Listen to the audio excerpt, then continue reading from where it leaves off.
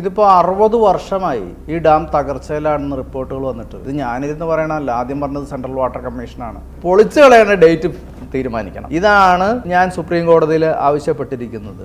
ശരീരം ഛിന്ന ഭിന്നമായി പോവുക ചെയ്തു. അത്ര ഫോഴ്സിനെ ഇത് വരുന്ന